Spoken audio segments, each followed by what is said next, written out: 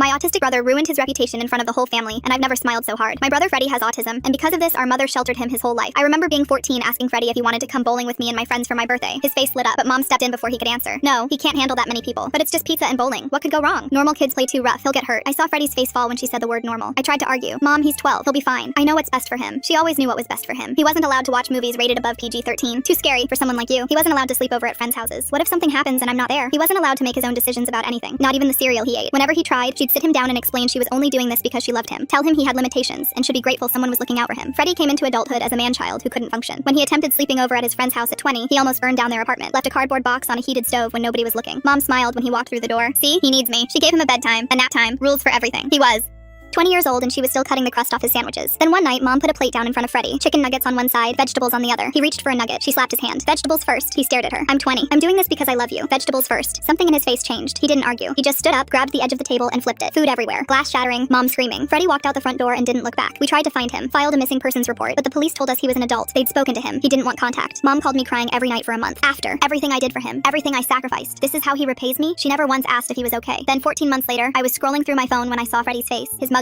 He'd held up a 7-Eleven at gunpoint. He wanted Skittles and didn't have money. 5 years in prison. I called Mom to tell her. Well, this is what happens when he doesn't have me. I hope he's happy now. She didn't visit him. Not once. Nobody heard from him for 10 years. Then last Christmas, an email appeared in my inbox from Freddie. I'm sorry for everything. Prison changed me. I want to make things right. Can I host Christmas Eve this year? Please give me one chance. I showed it to my sister. We decided to give him a shot. When Mom found out, her whole demeanor changed. She seemed so excited. The morning of Christmas Eve, she called me. I'm wearing my white dress. The nice one, okay? I just want to look good when I see him. She paused. I also printed out some resources. Group homes, assisted living facilities, just in case he needs help getting back on his feet. She couldn't wait to be proven right. We pulled up to his apartment complex. It wasn't fancy, but it was clean, well kept. We walked up to his door. I knocked. A woman answered. Mid-30s, warm smile. You must be his sisters. I'm Diane. Come in, come in. The apartment smelled like garlic and rosemary. Freddie came around the corner wearing an apron. He smiled and hugged us, took our jackets, led us to the dining table. Honey glazed ham, mashed potatoes, green beans with almonds. Diane pointed at each dish. Freddie made these. Mom's face was frozen. She sat down slowly, didn't say a word. Halfway through dinner, she finally spoke. So Freddie, how are you affording all this? He smiled. I work at a furniture warehouse. Started part-time, now I'm floor manager. And they just gave you that position? Diane cut in. He earned it. He's the hardest worker there. Mom looked at Diane, then back at Freddie. She went quiet. A few minutes later, Mom tried again. You know, I brought some pamphlets, group homes, resources, just in case you need. I'm okay, Mom, but thank you. He said it so calmly. No anger, no resentment, just peace. That's when I noticed my sister's face change. Her eyes went wide. Her hand went to her throat. She tried to cough, but nothing came out. She stood up, knocking her chair backward. She was choking. Everyone froze. Mom just sat there, staring, not moving. The woman who spent 20 years preventing every possible danger didn't know what to do when one actually happened. But Freddie was already moving. He got behind my sister, wrapped his arms around her midsection, and pulled. A piece of ham flew out of her mouth, sailed across the table, and landed directly on Mom's white dress. Red grease splattered across the fabric. My sister gasped for air. Diane rushed over to help her sit down. Mom looked at her dress. This was $300. The room went silent. My sister was still catching her breath, tears running down her face, and Mom was looking at a stain. My sister spoke first, still breathing heavy. He just saved my life. Your daughter was choking to death. He's the only one who moved. And you're upset about a dress? Mom didn't say anything. Freddie walked over to her, calm. I'll pay for the dry cleaning.